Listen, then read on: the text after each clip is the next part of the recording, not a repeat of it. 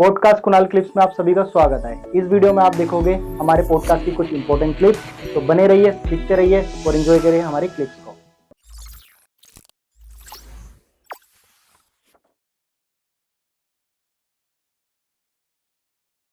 Rural cities में क्यों है? मतलब गांव साइड में इतना मानते हैं, अर्बन सिटीज में नहीं है। यहाँ किसी के बारे में बात करो ब्लैक, हम तो मानते ही नहीं। सच में होता है ये ब्लैक मैजिक? देखो, मैं बिल्कुल होता है, मैं ये नहीं कहता ब्लैक मैजिक नहीं होता।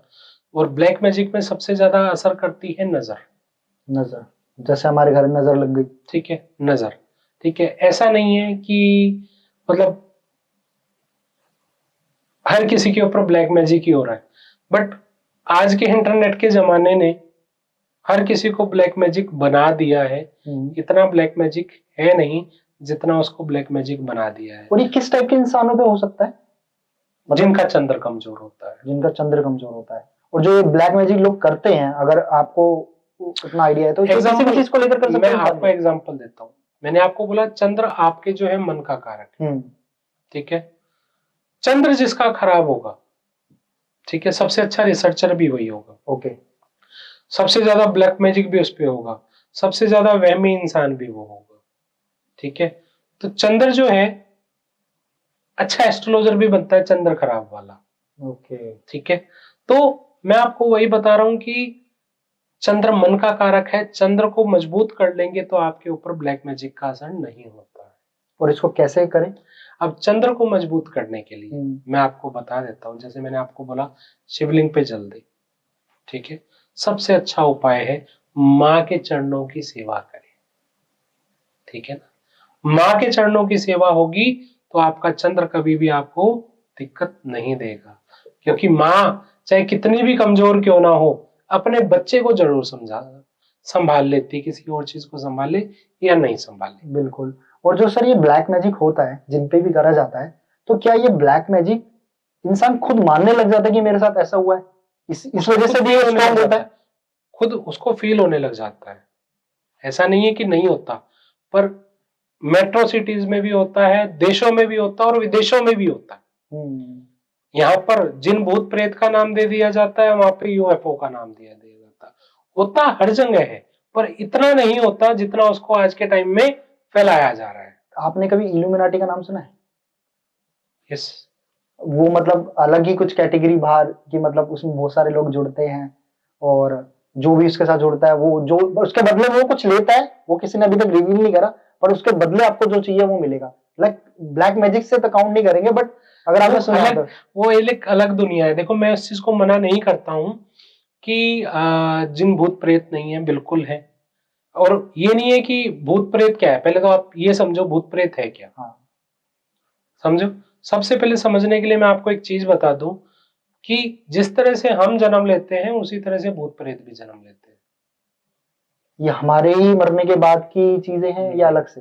वो आत्मा है, ठीक है। वो हमारे जो आत्मा परमात्मा मिलन है, वो आत्मा है। भूत प्रेत क्या है?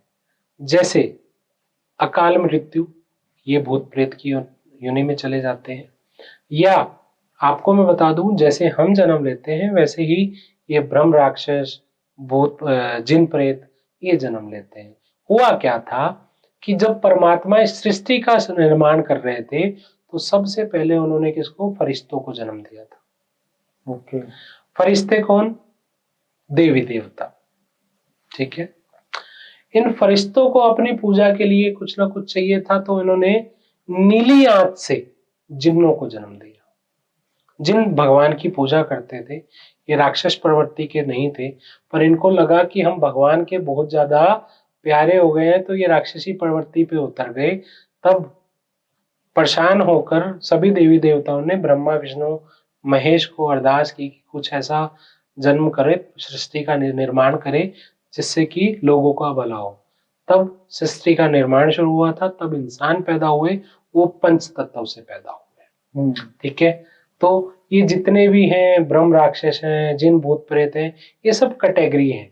पर जो अकाल मृत्यु मरता है, जिसको हम पितर भी बोलते हैं, ठीक है, हमारे पितर होते हैं।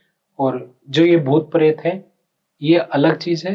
पितर और आत्मा अलग चीज है। ऐसा कुछ किस्सा कुछ होगा जो आप कभी आपको लगा हो कि सुना हो या आपने ये देखा हो कुछ किस अगर तरह आप का? यही अगर ऐसा कुछ जी मतलब अपने पॉडकास्ट पे आप सारे राज खुलवाना चाहेंगे हैं? हाँ थोड़ा अगर आप जी, बताएंगे। आपको मैं बता दूं कि जब मैं एस्ट्रोलॉजी में नहीं था तो शुरुआत में मैंने जो है सबसे पहले जिन्नों पे रिसर्च किया था,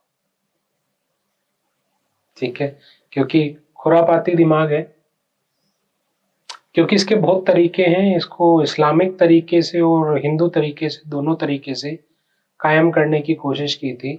तो उस बीच में मुझे बहुत सारे एक्सपीरियंस हुए थे, क्योंकि ना इनका सबसे पहले कभी भी किसी चीज को काबू करना हो ना, तो सबसे पहले ये आपकी कमजोर चीज पे अटैक करते हैं। कमजोर चीज क्या होता है? फैमिली, ठीक है, जो सबसे प्यारे लोगों को। जो सबसे प्यारे लोग होते हैं। तो जब मैं इन चीजों को सीख रहा था तो उस टाइम पे अटैक मैंने बहुत देखे हैं। मैं पॉडकास्ट के माध्यम से तो नहीं बताना चाहूंगा, क्योंकि एक्सपीरियंस अलग ही रहता है इन चीजों का, और उन एक्सपीरियंस को बताने लग जाऊंगा तो लोग ना उस अंधविश्वास के अंदर घुसते जाएंगे। बट ऐसा नहीं है, होते नहीं है, होते हैं, क्योंकि एक्सपीरियंस किए हुए हैं। पर उस चीज को ना तो मैं लोगों को बताना चाहूंगा, क्योंकि लोग फिर एक्सपेरिमेंट करना शुरू करते हैं। हाँ अच्छा, बाहर कैसे निकले आप मतलब इन सब चीजों से? बाहर नहीं निकला, कौन कहता बाहर नहीं अच्छा। निकला? उसको मैंने पढ़ाया, फिर उसको चीज को कहते हैं ना, जैसे इंसान गुस्से को पालना सीखता है, ठीक है, वैसे ही इनको भी पालना सीखा, ठीक है। दूसरी चीज, इस चीज से निकलने के बाद जब मैंने लाल किताब को पढ़ा, जब लाल किताब में मैं आपको इतना कुछ बता पा रहा हूं, उसमें भी इनके बारे में जिक्र किया गया है। देखो हर चीज के बारे में जिक्र है, जिक्र कहाँ नहीं है? आप कुरान पढ़ने चले जाएं, कुरान में भी इनके बारे में जिक्र है, ठीक है। आप कोई भी ग्रंथ पढ़ें, ऐसा नहीं है आत्मा परमात्मा है, भूत प्रेत नाम आया तो भूत भी है, इंसान भी है, भगवान भी है, सब कुछ है सब कुछ।